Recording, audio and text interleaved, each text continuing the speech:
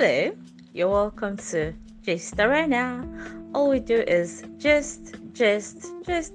gist. We discuss topical, trending, and exciting topics, and we have fun while at it. We invite you to sit back, relax, and enjoy each thrilling moment of and gist.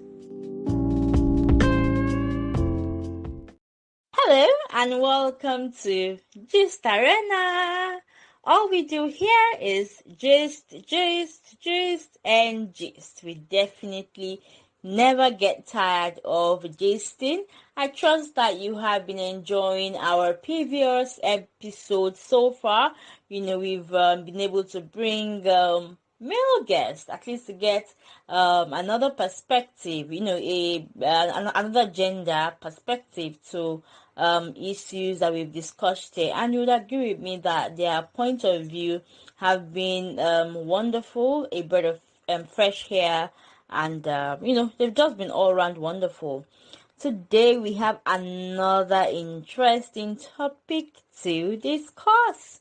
Today we're going to be discussing about inviting your in-laws. No, not even inviting.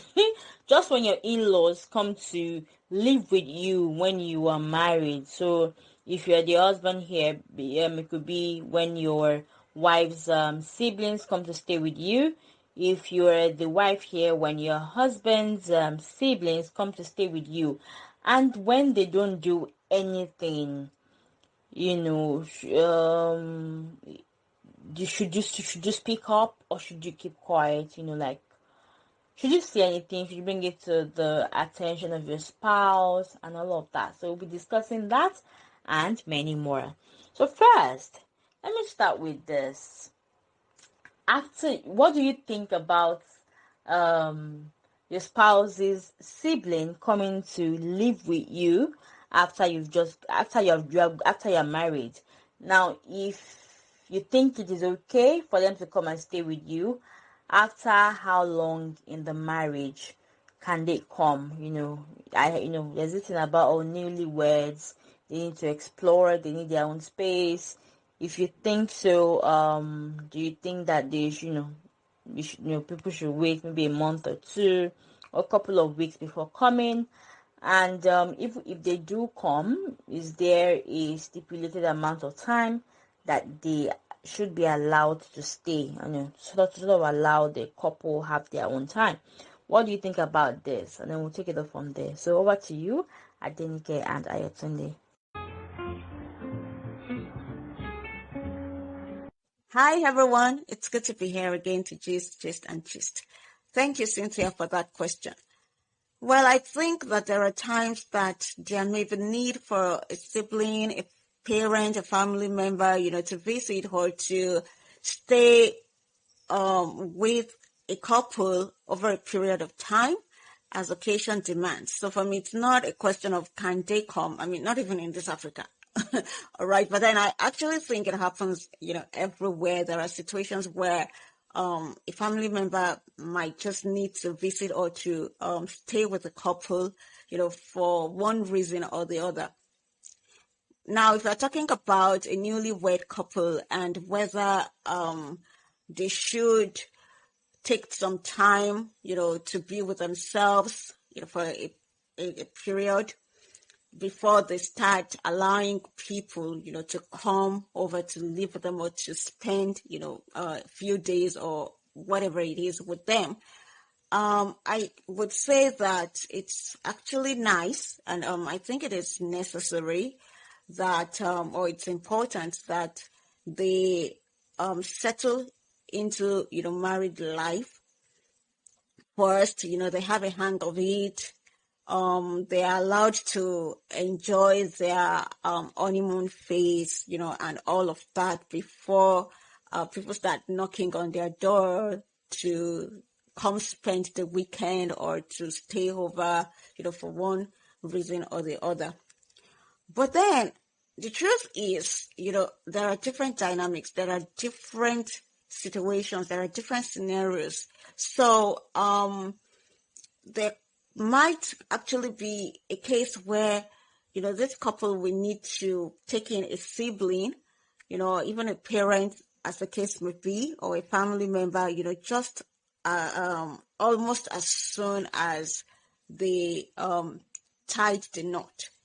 And so what happens in that case? Now, that takes me to, for me, what seems to be the main issue or the bone of contention. I actually think that why a lot of couples would have friction in their relationship is because the person that has come to stay with them does not know his or her boundary or our boundaries. Okay? Like if you go to visit someone or if you go to live with someone, you should be able to maintain your boundary. There is really no relationship that has no boundary. Okay? So the fact that someone is a sibling or someone is your child or whatever the person is to you does not mean that you should get to their house and then start behaving anyhow, all right, as if it's your house. No, it's not your house. And no, this person is now, living with another person, making a home with another person. So you don't get there and start behaving like maybe you were behaving before when the person was still single, if you were living with a person, okay? Or if you had occasion to stay with a person. Okay, this person is now joined to someone else. And so you should know that the dynamics will change. And then you just need to be very sensible and reasonable and just stay where you are put. Do what you need to do. Be considerate. Don't be silly. All right. Just don't. I just think that it's because people go to stay with other people and then they start acting in very funny ways, and that's when the friction arises between a husband and a wife. Because if you do something and then the spouse, probably the one that is not your sibling, does not feel good about it, or the one that is not your child does not feel good about it, they can't talk to you. They should be able to talk to you, actually, to put you in your place. But then, of course, that if they do that, that already generates a problem, because you may now, say, oh, I don't like how they talk. He or she talked to me. And then the other partner too is now trying to mediate. And then, it's not causing wahala. I feel if people will just know their boundaries, like maintain your lane when you go to live with somebody else. Don't be silly. If people will do that, there won't be so much, friction. That's what I think. And well, how long should they stay? Again, that one is na condition go determine. It's not there is really no, I don't think that there is a one size fits all answer here, because again, it depends on the situation. It depends on why the person needs to come to stay over in the first place. But I'd really, really actually say that we need to give, couples as much space as we can. I think it's important, okay? Because, just let them be. You can visit and all of that, but don't be a burden, Sha. If it's possible, to just stay in your house. Again, there might be exceptions, but I think they need, space as much as they can get. Thank you. Hi, Cynthia. Hi, Doc. Hi, everyone. Good to be gisting again today. Thank God for another week. Thank God for another opportunity to gist. Thank God for breath, for the air. Thank God for everything we have today. Okay, so today we want to talk about couples. When couples just get married, should people come and live with them? There's the ideal answer and there's the real answer. Sorry, again, I'm an engineer. So for those of us that have gone to that did some of those physics, it was chemistry, yeah. Real gases and ideal gases. there's the ideal situation, and then there's the situation that we find ourselves in. So ideally, I would say that couples should give themselves a bit of time to blend, to become one before they start bringing in external parties. In an ideal world, that's what I would say. But we know that we don't live in an ideal world. The reason why I would advocate for people giving themselves a bit of time before they start bringing in third parties is that you need time to blend because you're coming from different backgrounds and all. And when there's a third party, you tend to not truthfully express yourself. But having said that, there's the real life situation. We have real cases. For example, your cousin got a new job and the person is coming to your town to stay. Typically, they'll probably want to stay with you instead of maybe a hotel or something, you know. So a couple of things come up. But what I would expect is that whoever's relative is coming to stay with the newlyweds should be the one to kind of ensure that the relative understand that there are house rules and it's not the way it used to be when they would just bump in, and when you were a bachelor or a spinster, the rules have changed. So I'll give a personal example. By the time we were planning to get married, my husband was living alone. But I was a bit uncomfortable with that because, you know, there will be days when you'll be trying to reach him and you don't know what is or what's going on. And also I recommended that his cousin should come and stay with him. And it turned out that by the time we got married, the cousin was not able to move out as quickly as we thought it would happen. And he stayed with us for a while. So obviously we started from day one with having someone in the house, but we managed it a bit. I don't know whether successfully or unsuccessfully, in the sense that once in a while, the cousin would maybe go for a holiday somewhere, and also sometimes we'll get the house to ourselves. But not ideal, but real life situations, things happen. But ideally, if you can influence it, I would say as much as possible, give yourselves a bit of time where both of you have kind of reached some form of equilibrium before you start inviting others to join you to live in the same house with you and all. Because many times it puts a strain on the relationship.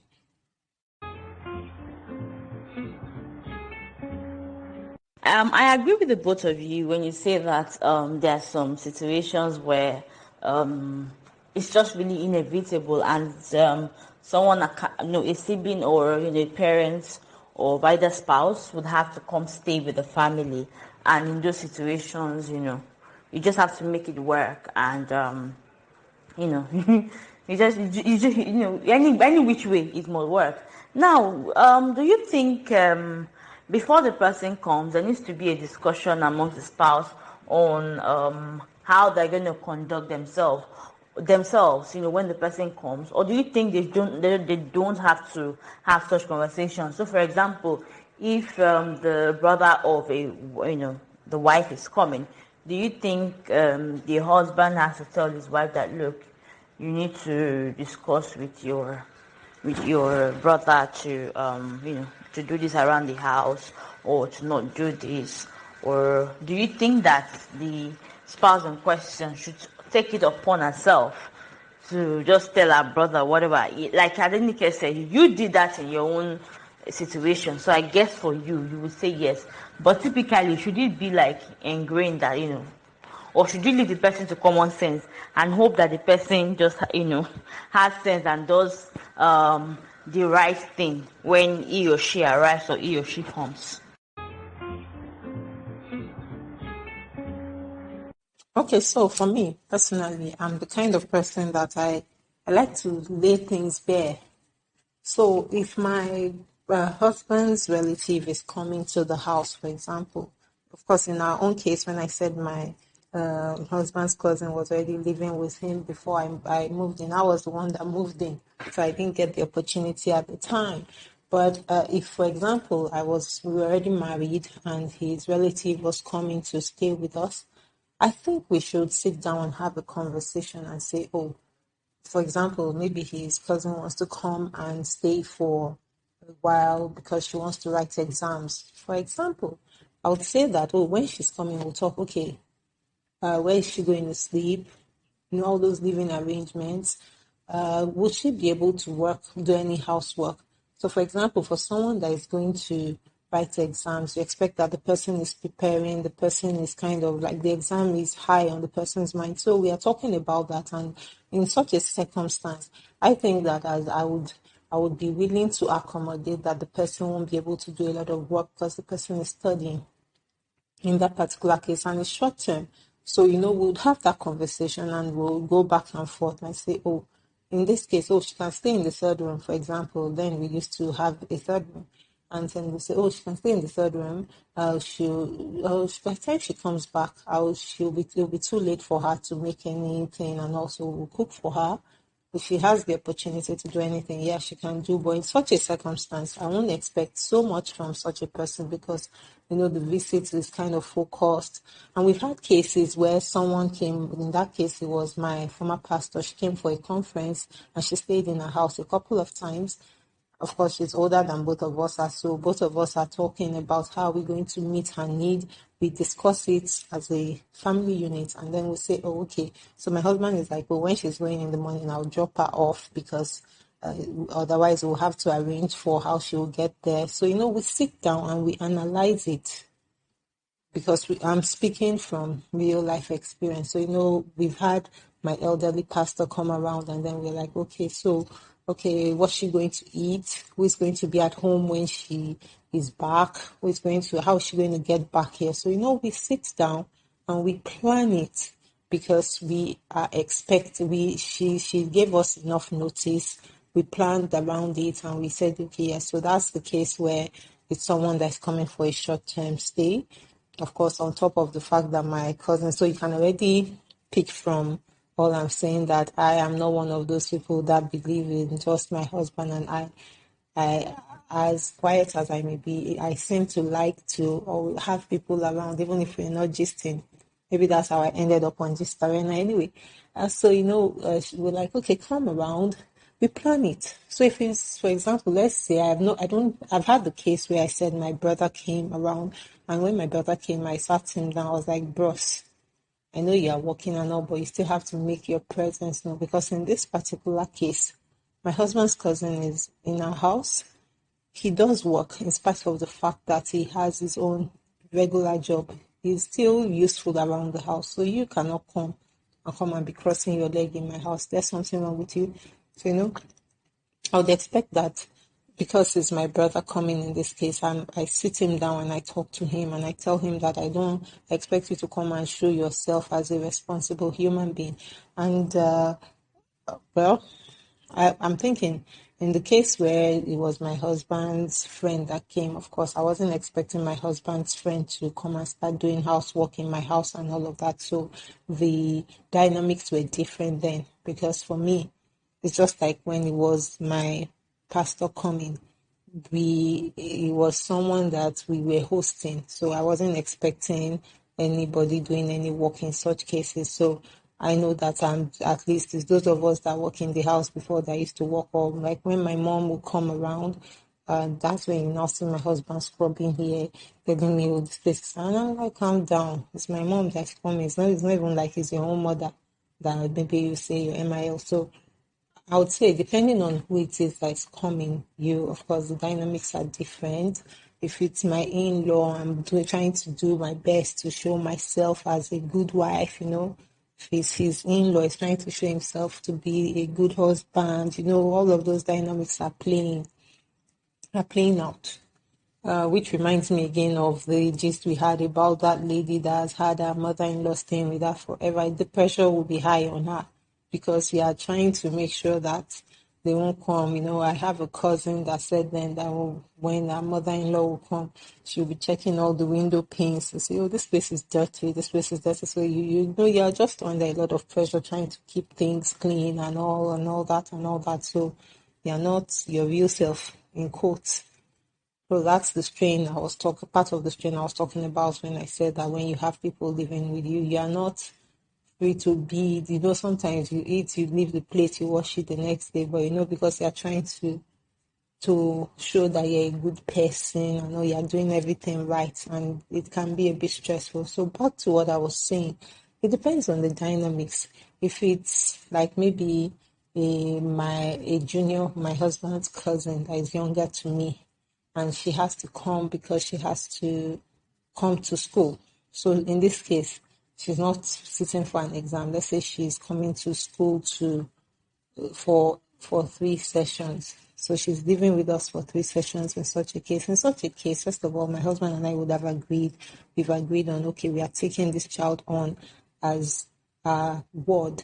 And in that case, I expect that, okay, he will let her know that you are going to be working in this house. So you didn't come here for your slave to take care of you. You are working. And I would expect that he will be the one to discuss with her what the living arrangements will be.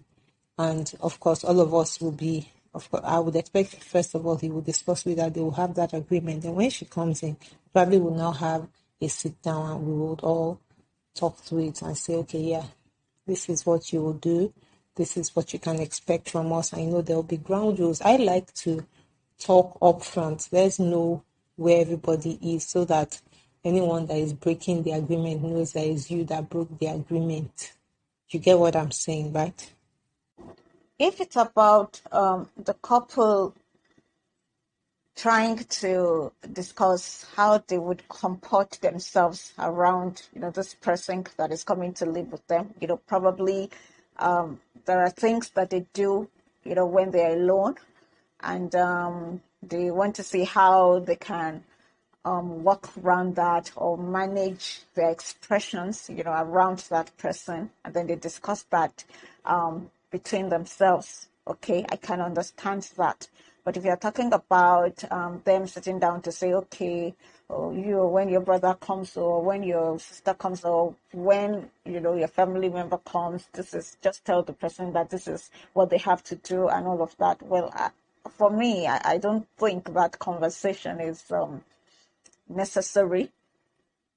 And I just think that if they have a rule or if they have specific rules, in their house that they follow and that, everybody that lives in that house is expected, to adhere to, what should be done is that when the family member comes, especially now, if you're talking about a younger one, okay, the spouse, who is affiliated to that person, should let them know that, okay, in our house, so this is what we do.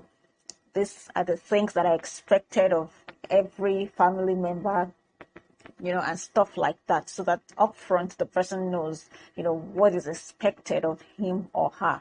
Or otherwise, if there are no rules like that, no specific guidelines to follow in a home or in that particular house, then I think you should just let the person, be, and then just observe them and see how they behave. So if you see them behaving out of turn, or if they're not doing things that, common sense should tell them to do, or if they are crossing their boundaries, then you can, step in. Again, it would be nice if it's the sibling that is, or sorry, if it's the spouse that is affiliated, to this person, to call them to order and to say, hey, do it this way, do it that way, and I think everybody should be fine.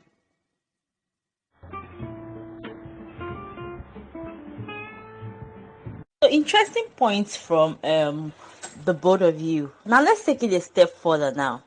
Let's say that the family member has come to stay and you realize that they've not been doing anything around the house. So the house is just there.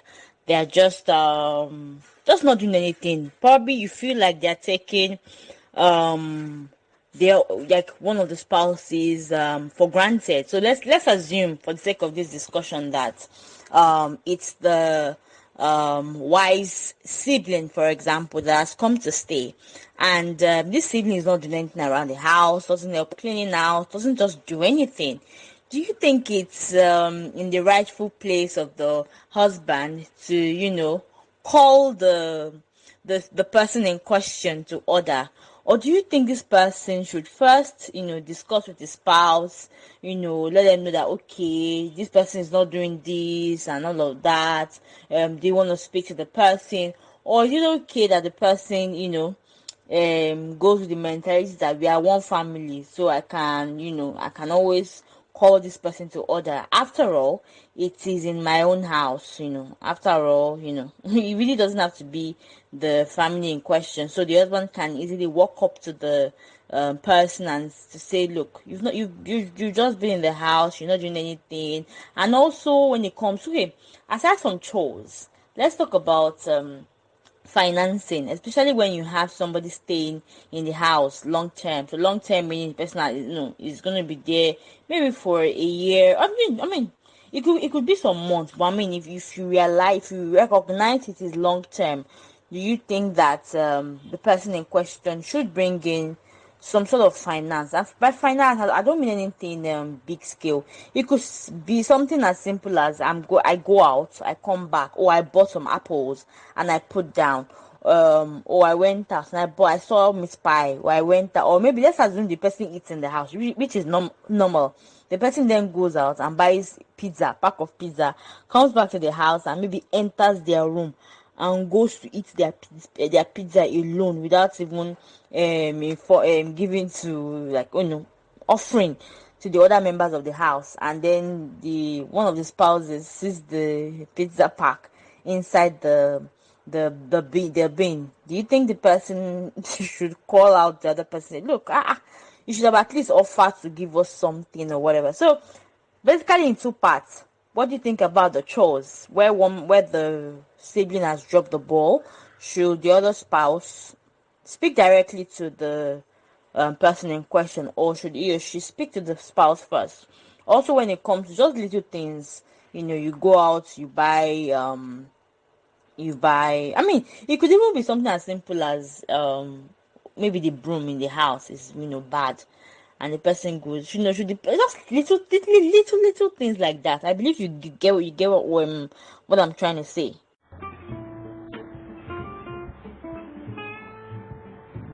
Okay, so if you ask me, let's first of all talk about the issue of bringing money to the house and all of that. It depends on the financial capability of the person living with you. So again, I will not say that there are hard and fast rules. So if the person that is living with you is someone that is earning an income, so for example, it's a worker and is just living with you, as was the case with my husband's cousin, he was earning, but I also did well. I'm not the main financial provider in the house. It's his cousin that brings the money. So for me, I wasn't feeling strained financially having him around because whatever money is coming is uncle bring money. So for me, in that particular case, I won't be able to say, oh, he's a financial strain to me. But let's say the tables were turned and, or let's say I was the one bringing the money that we were all spending in the house, and it was coming from my purse and all of that. Then maybe I can begin to say, oh, and begin to grumble at that point because it's like, oh, I'm using my money to feed an extra person. So I'm just trying to put myself in the shoes of many men whose wives' relatives show up in the house and the man is having to spend 300K per month for feeding and all because his wife's relatives are living with them, and the woman does not seem to think that it's something that she should recognize. I think that in taking the decision to ask people to come and stay in your house and all, you should look at the how much you can financially accommodate, and you should consider the person bringing the money out. Because in my opinion, I feel that's one of the places where women are not usually fair to their husbands because they're like, oh yeah, I'm taking care of them, I'm the one cleaning the house and all of that. But who is paying for, as in the payment for this person that is coming, that is an additional mouth to feed or an additional person to care for? Where is all of that coming from? I think it's one thing that the couple should have discussed before agreeing that someone can come or not come to live. So if you honestly cannot afford it, I think that it's better to be a bad person upfront and tell them that, see, so let's go back to the case of that our uncle that has been without a job for say 4 years, and the wife has been the one carrying the burden of the house. Then he brings his mother again to come and be living with them, which means that now she's taking care of husband, kids, and mother. Maybe the mother also has some health challenges, so she still has to be getting drugs and be giving care for her. I think that if I was in that woman's shoes, I'll probably have told my husband that your mother can't stay with us anymore. You have to find something for her. I cannot accommodate her. That's assuming I cannot. As in, if I look at my finances and I think it's better to come up front and say it is expensive. I can't do it. But yeah, we are in Africa and all of that. But I prefer to have those hard conversations up front, rather than where you now begin to use body language to hope that the person will pick up and get upset and leave. I honestly feel like if the person is a financial strain to you or to your family, in some cases it may be that because the man is using all his money to take care of his family, you are now suffering for it. I think you all should have that conversation. It's a difficult one to have, but I think it's better to have it up front than to begin to let it strain your relationship, because it will strain your relationship. So I think it's better to just pick up and say. So let's look at a scenario, for example, where it's the person is earning an income, but the person is not lifting a finger to help financially. I think that if let's say it was my in-law that was doing that, living in my house, I think it's better to still have that conversation with my husband and tell him that, hey, uncle, see your brother is making money. Why can't you talk to him? You should be able to do something so that he can be responsible. I think it's better for him to hear from his brother than for it to be me. I have a cousin that keeps saying that there's a reason why Igbo people came up with the word in-law. Your sister-in-law is not your sister. There's a reason why that in-law is there. So the things you can easily tell your sister, when you tell your sister-in-law, the offense will still enter somehow. There are things you can tell your sibling that if it comes from someone else, they would take offense. So I would still recommend that it's better for the person related to the in-law, as the owner of the relative, to talk. So my expectation is that after you've raised it, so if there's anything your in-law living with you is doing that you're comfortable with, I think you should have that chat with your spouse first and ask your spouse to please handle it. And if your spouse is not handling it in a way you're comfortable with, you people know me, I'll say you should also take it to the Lord in prayer. And afterwards, and this is the real me. Well, I probably would look for someone that the in-law respects and find a way to chip it in and tell the person that I beg you, maybe like the in-law's pastor, let's say for example, I can use that to go and visit the pastor and just know his pastor and or maybe one of his church members and all, and as we are gisting, I can just bring up the scenario that what do you think about someone that lives with other people and doesn't contribute financially in any way, though they have money. Whatever that person says, you now tell me if what my in-law is doing is because of the type of people he's hanging around with, or what the type of people she's hanging around, or if it is just them. But or last, I will bring it up somehow, but not directly, because I just think it's not proper for you to be the one coming up with those issues. But let's say it's my money that we are using, in the sense that I'm the only one working, like in that uncle's case. I keep referring to them because I think they are the best scenario to use in this case. I would begin to save my money, honestly. So if what I was getting was 300k from the office, and I find out I'm spending 250k taking care of husband, mother-in-law, father-in-law, etc. I will start keeping part of my own money so that we can use it for other things. And uncle, now it's 150 we have for this house. How do you want us to spend the 150? Or in fact, I'll even start giving him the 150, let him be deciding how he wants to do whatever he wants to do with it, and I'll start keeping the rest of my money. And we'll be looking at ourselves. What do you want me to do? That's me being honest. Honest truth. Yeah. It depends. And I'm going to start with the sibling that does not, help around the house. I want to assume that this is a much younger sibling, and in this case now, it's the white sibling we are talking about. So I honestly do not think that the man needs to go talk, anything over with the wife, as regards what the sibling is doing and how it should approach the matter. I think in the capacity of an older brother, because let's really take a look at it. The man also probably has younger siblings that are within the same, age range with the wife's sibling. So in the capacity of an older brother, he can go to the sibling, to call the sibling to order and say, hey, you live in this house. You just simply have to help around the house. And this is the common sense we're talking about. Like, it's just common sense that when you live, with someone, you live in a house, you should help around the house. You can't just sit down and then expect, people to be working for you. So, and like I mentioned earlier, if somebody cannot display common sense, then maybe someone can lend him, common sense. I say, hey, come, let me lend you common sense. This is what you are expected to do.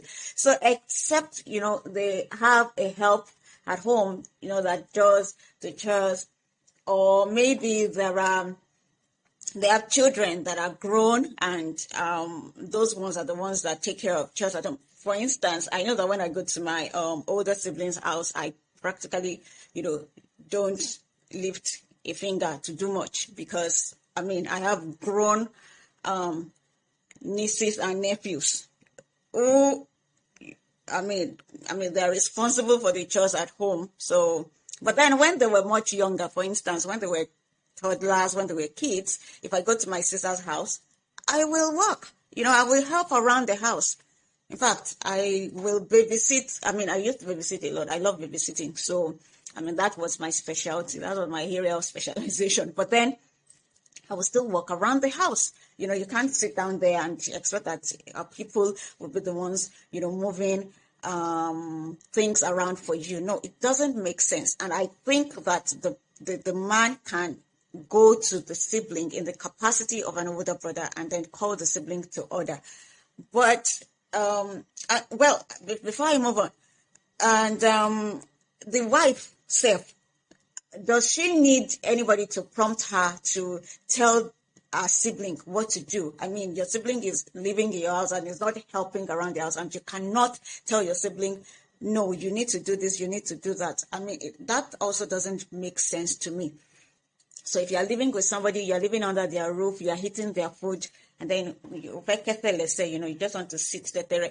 No, that's not acceptable. You have to help around the house. And for me, like Cynthia would say, sorrow, that's not like something we even need to start debating, in my own opinion.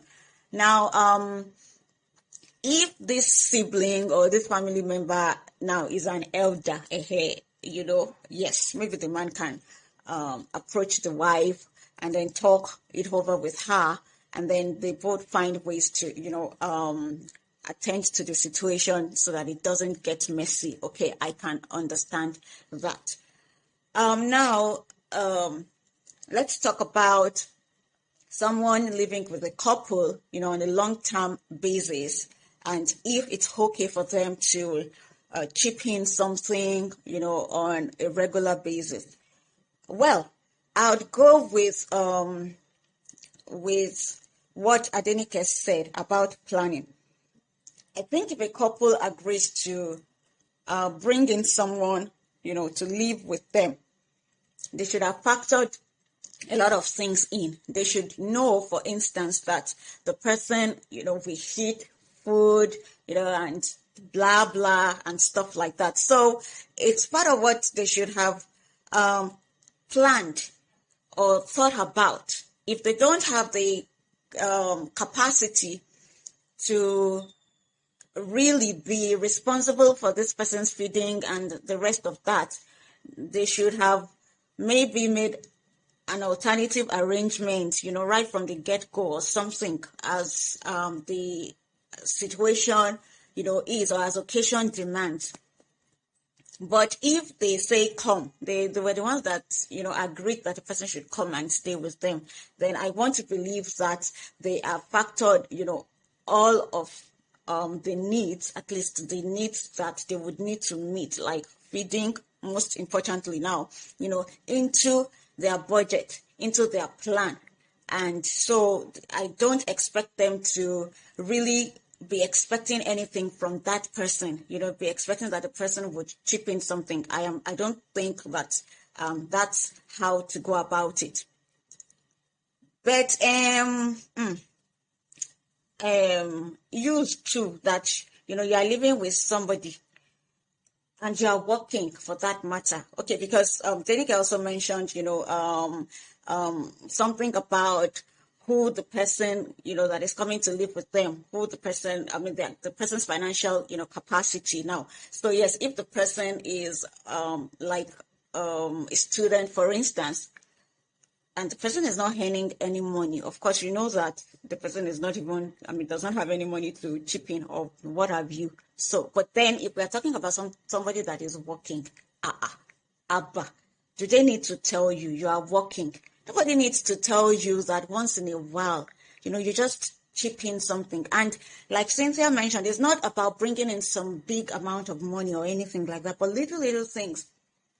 You see something, when you go out, fruit or stuff, you just buy, bring home.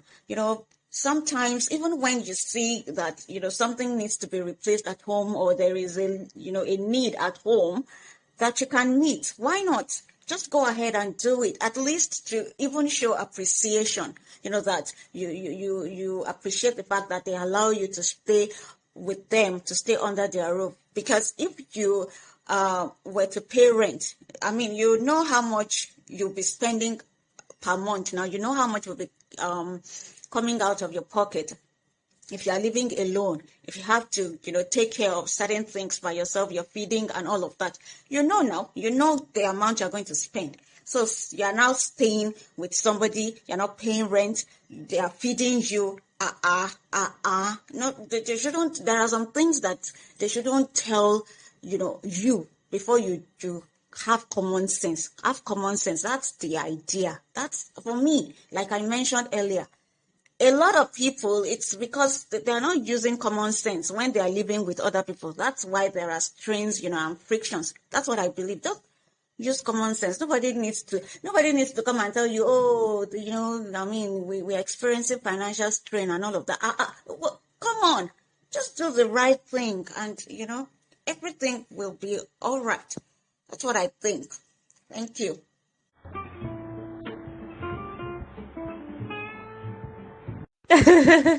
This looked like you had to have a deep think before answering. You're about to say, "Oh God, it took a lot of wisdom, but great insights and great answer from the both of you. Now, I want us to touch on specifically here, flipping the coin. But because this happens most often than not, where the husband's sibling comes and she doesn't do, the sister specifically, or maybe even brother, come and doesn't do anything and rides on the glory that my husband is the head of this house, and as such, by extension, whether older or younger, such respect, for one's husband has to be conferred onto her, and so she moves around the house, lazing around, with shoulders puffed, and carrying on like, this is my brother's house, this is my house, this is that. And then if by extension I can say mother as well, she just comes and says, because this is my son's house, I rule, I call the shot, I'm the thing, I'm the in thing. So let's just talk about that. What do you think about that? What do you have to say about that? Also, let's talk about those that just show up at your door without any prior notification, or just no calling, no telling, no letting you know I'm coming. But just because they feel, my sister, now this my sister's house, they carry their bag, bang, bang, and just say knock at the door. Come, who is that? It's me, oh brother, or it's me, oh sister, and they show up. And even if it's just for a short stay or long stay, ha ha ha, oh, ha, how does that go down well with you? For me, I know already. Child. That is, don't even let me go into it. But let's talk about those two scenarios. So just to recap, people that the husband's sibling that goes around the house, claiming this is my brother's house. By extension, you must accord that high level of respect, by not really not doing anything, just basically just sitting around, raising up leg, waiting to be served. And then when they're done eating, they drop the plates. Those are just examples, but you get the general idea. And for relatives that show up at your doorstep without prior notification, because they feel like this is my family member's house, by extension, the door should always be open to me.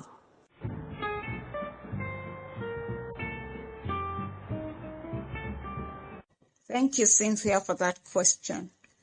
Now that the table has turned, I'm also going to say the same thing that I said when the table was on the other side. Okay, that's when it was the wife's sibling that we were considering. If it's the husband's sibling that is living with the couple and is not doing anything to help around the house, yes, the lady of the house can, call him or her to order in the capacity of an older sibling, because I still assume that we're talking about a much younger sibling now. Okay, for me, it's just as simple as that. You don't go to an elderly person's house and then sit down and expect that it's the people around that will be working for you. What is wrong with you? Are you okay? And it's just bad manners. It's as simple as that. I don't care about all that, it's my brother's house nonsense. It's bad manners for you to go.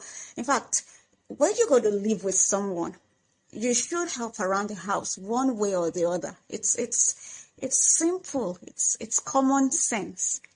That's that for me. There is no back and forth about that. And I would also say that the husband must wait for the wife to raise eyebrows before he calls his sibling to order. So for me, it's the same thing I said when it was the wife, the wife's sibling that we were considering. I'll also say the same thing, with respect to the husband's sibling. And if it's a much older person, well, of course, as regards church, I can't even say, give honor to whom honor is due. Let's just leave it, like that. But, the fact that, I'm in my son's house, or I'm in my, this is our brother's house, that kind of thing that people do, and then they want to call the shots and everything like that. I say no. For me, as far as I'm concerned, you don't go to someone else's house to call the shots. And by the way, it's not one person's house. These are two people building a home together. So it's both, of them that have authority in that house. The husband has authority in the house. The wife also has an authority in that house, because it's also a house. It's their home. So you don't go to someone else's house and then call the shots, whether the person is your child or not. No. When you are in your own house, you can call the shots. In another person's house, no, you don't call the shots. Okay? You adjust. Of course, it's not to say that, if an elderly person comes to, live with you for one reason or the other, that you shouldn't also make, your own adjustments. Of course, you have to make your own adjustments, but I do not agree that it's the couple that will make most of the adjustments, either one or both of them, just to suit the person that is coming to live with them. No, the person that is, going to live with someone else should make a lot of adjustments, because the fact that they have even allowed you to come into their home to, take care of you, to house you, they have made that adjustment on its own. Okay, so I mean, you don't expect them to make so much adjustment, just for your own benefit, and then you just want to do what you want, or you want to behave how you like. No, I do not agree with that. You don't call the shots in another person's house. From where I stand, no, you don't. They call the shots in their own house. You, that you are the visitor, you are just, to their system, at least as much as you can. They should, of course, accommodate you too, but don't go there with excesses. No. I mean, that's a beg. Don't even, that's not for me. You don't call the shots in another person's house, whomever you are. All right. I'll just rest that case. Now, for people who show up, family members who show up at, relatives' doorsteps without prior notice, Biko, don't do that though.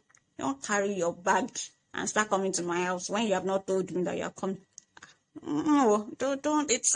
See, I keep saying it. Common sense. Let's just be using small sense. If we do that, life will be very easy. How can you pack your bags and start going to someone's house without telling them? Won't they plan? Won't they, adjust to accommodate you? Won't they even need to decide to make a choice whether they want you to come or not? You can't just show up, on people's doorsteps. For what now? It's not okay. It's wrong. It's bad manners. It's let's be using sense, Sha. That's all I want to say. Okay, tell the person, ahead of time, and not like you're coming tomorrow. You're telling me today, because that's not enough time. Okay. It's not even like you're coming next week, you're telling me this week, especially if you're coming, on a very long stay or something like that. No, you should have told me at least way ahead of time. Let me make up my mind that I want you to come. Let me make the necessary adjustments that I need to make before you come. Don't just show up on people's doorsteps. For somebody like me, if you just show up on my doorsteps, I don't know, because I love my privacy. So I have to, not just even physical adjustment, now I have to make mental adjustments, about having someone else in my space and everything like that. So you have to at least let me know that, okay, you're coming. I have said, okay, made all the necessary adjustments, and then you can now come. Not that you just carry your bag. And if you are just coming for a visit, maybe you're coming now and then you're going in the next few hours. Okay, we can still, that one can still accommodate, but that you are staying over. You better tell me before you come. If not, you just surprise yourself. I don't think it's nice, Sha. I don't think it's a good idea to just show up on people's doorsteps. It's not cool. Hey, hi, Cynthia. Very funny. It's a deep question. Yeah, it's not an easy one to answer. And when I give my answer, I try to give an answer irrespective of the genders involved. But I'll repeat again. So in this case, if it's the case where it's the man's family member living with the people, and the woman, and say the family member is not doing chores, I think that's the concern in this case. So the first time I answered, I was looking more in terms of the family member not contributing financially. So if it's the case of the family member not doing chores, again, we need to look at the peculiarities, like you all have rightly picked up. Is it an older or younger person? Is it an older or younger person? So if it's an older person, that's the in-law is older than the wife in this case, or maybe even older than both the husband and the wife. I think they need to be a bit realistic, honestly. I would expect if an older person is living with me, I won't really be expecting the person to do a lot of chores. Of course, hopefully, if you can help me out, for example, with my kids and all, that would be beautiful. But if it's someone that is living with us, so depending on the peculiarities again, There could be a case, for example, maybe a single mom. Let's say the man's sister is a single mom, let's say in that case, and she has her own kids. Um, I won't expect her to be sweeping and doing all that in my house. However, I would expect that at least maybe she can even get her kids to work in the house and all. And, so that's a peculiar case.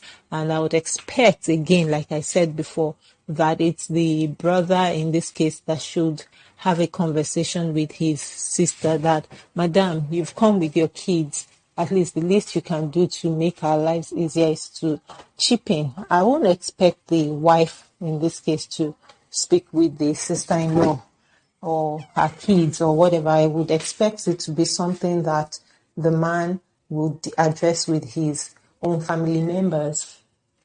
Because these things, like I said before, your in-law is not your sister. Your in-law is your in-law.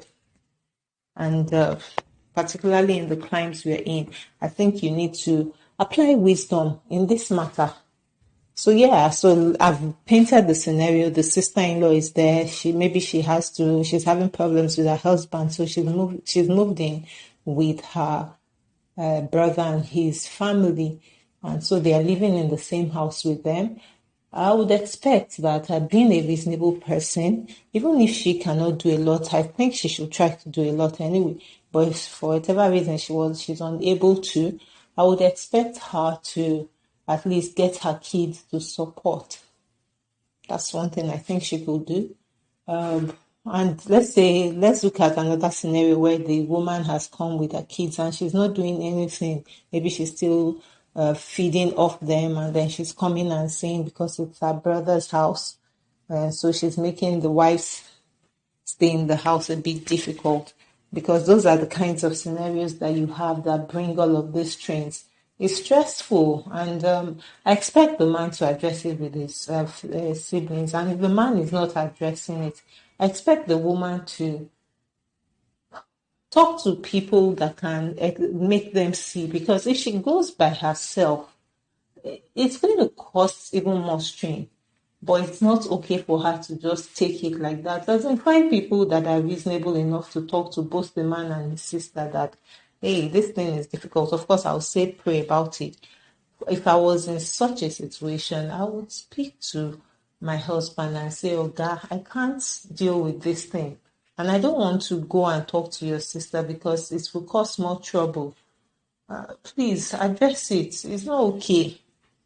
But I won't go to the sister and say, Madam, you need to move, because it really doesn't speak well eventually. But I'm pleading with such sisters-in-law, if you're listening, please be reasonable. Be reasonable. It's your brother's house, but it's like Dr. Yatunde said, it's both your husband and his wife's house, because she has left her father and mother to come and live with a man and cleave. So please stop putting that unnecessary strain on the family. It is unfair. I think we really need to beg these people. You people are making life difficult for the wife when you come and you're saying it's my brother's house. Many times they are both paying the rent together, or if they are paying the mortgage together. So it's not only your brother's house. It is the family house, the husband and wife's house. In fact, we usually laugh in our house because most of the kids that I know, when they are coming to our house, they will say they are coming to my daughter's house. They don't even call her names, so that one does not even pay rent. So in our own case, it's neither my husband's house or my own house. It's my daughter's house to them. So all that mindset of that, it's my brother's house. You don't know the dynamics of their finances. It is not your brother's house. Please stop making it difficult. So this is my appeal to such people. So if it's a case where it's a younger person, I will still say the same thing, because in this, particularly for the Yoruba people, they will tell you that there's no in-law that you say is small. So again, I would say, let the man address his family members. Don't come to our house and make our lives difficult. We will not come to your house and make your life difficult. You want your brother to help you. You want your brother to take care of you. Respect his wife. Show respect. I would expect that for the younger one. even if you're schooling, you're working. I lived with my aunt at some point when I was schooling. And just a bit of an aside, that one is my mother's sister. So it's not a case of in-law. My auntie, but she was more or less like my grandma because she's many years older than my mom. And when I went to live with her, I went to school, so I was kind of like very schooly. And my mom knows that much about me that I'm on a good day. I'm not hardworking, honestly. But I got there and I know my weakness. I know that if I enter the room and all, I will not do anything. I won't do any work. I can be alone and do nothing all day after school. But I started off, sometimes I would try to sweep. But the day I stopped working was the day I heard my aunt telling my mom that I'm lazy. And I said, okay, this man wants to know laziness. But after some time, I now spoke to myself again and I was like, is it your grandma you are dragging with? Better behave yourself and make sure you work. So, I told her up front that this is the reason why I stopped working, because I heard you telling my mom that I'm lazy. So I wanted you to know how lazy I can be. But we sorted all of that out and we agreed on the work I would do, even though I go to school and all of that. And it played to my strength. I think she was like, oh, I should spend a bit more time with her grandchildren, let them be able to come. And, so those ones will come after school, because before I used to lock my door, so they are never allowed to come in. I'm just on my own. So, I now started opening up and letting them in. I'll help them with their homework. Those ones play to my strength, because all those sweeping your house, all those things, even if I sweep, you still sweep again. Normally. But I've grown now, I'm better. So at least I'm trying to run a cleaning business now. So I'm probably getting better. But then I was like, I beg, I don't do any housework. I want to see people's problem. So I spoke with my aunt. We agreed, okay, this is what you do for me. Our grandkids just come around. I'll be able to, those ones who chill with me, will have fun, will play games. And that was helpful for her, because then the people that should date, they will not be distracting the other people working. And at least I was contributing. So even if you're schooling, you can still make your presence felt somehow. Don't go to people's houses and become Ebora, the gods that cannot be spoken to. I think it's wrong. Go wrong. I've been looking for how to say that. Oh, wrong now. It's very wrong. Please be useful. As in, let it be that when you are moving now, people go like, oh, I miss so. So I had cousins that stayed with us when we were younger.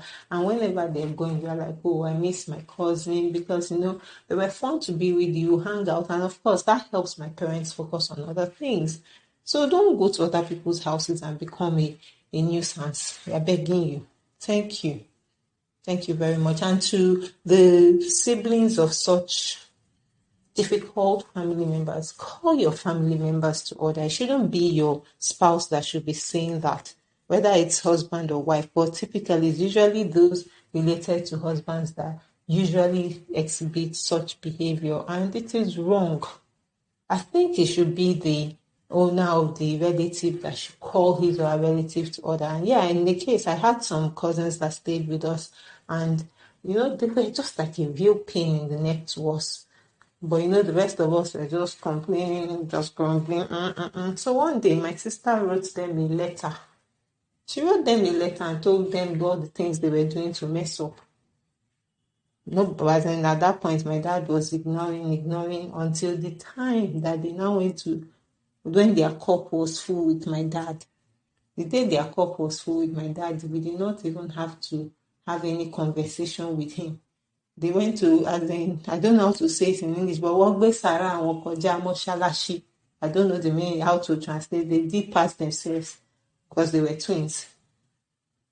That the day my dad the cup was full with him, my dad told them that he doesn't want to come back from work and meet them in his house. No, we were like, this man that we've been complaining since, he did not do anything. So he came back, so everybody was like, forget, he won't do anything, you guys should just chill out. When he came that night and he saw them, he was like, people are still here. In your best interest, just move before I die. He's giving them one more day that they should move. So that's how they left. After all of us had been complaining and saying everything, my dad pretended as if he did not hear. But the day that they carried their Sarah past Mashalashi with him, so maybe I would just say that for such a wife that is dealing with us, just go and pray that they will carry their Sarah past Mashalashi with their brother so that they will move. Because that was the day that we had deliverance from those my cousins. I don't even want to tell you all the things they did to make our lives difficult in the house. But the day that their cup was full, they went to pass their boundary with my dad, and they passed, and that was the end. They've not come back. They've not even come to visit since that time, many years ago. So again, I will say, pray about it. But also, that's for the wife. Pray about it, but I don't think it should be the wife that should address the family.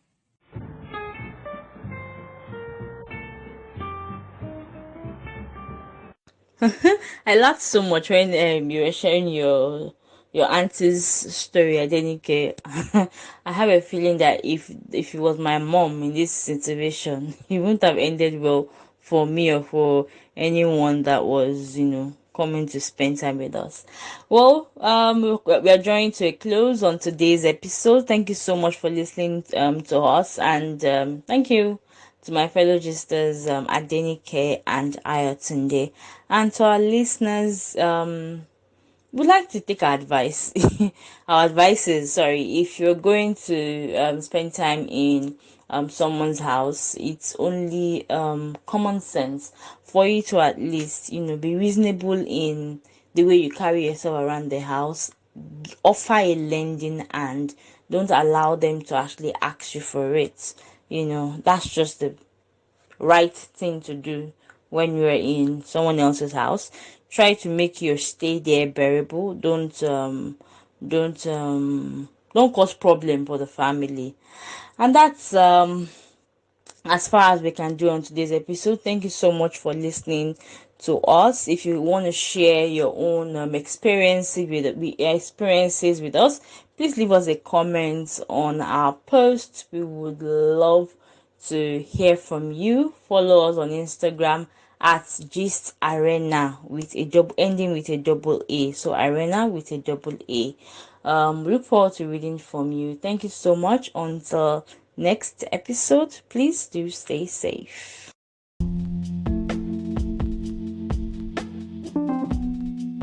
Thank you so much for joining us on today's episode of Gist Arena. We hope you enjoyed the topic discussed. Please drop your comments and let us know what you think about it. We'll definitely love to hear from you.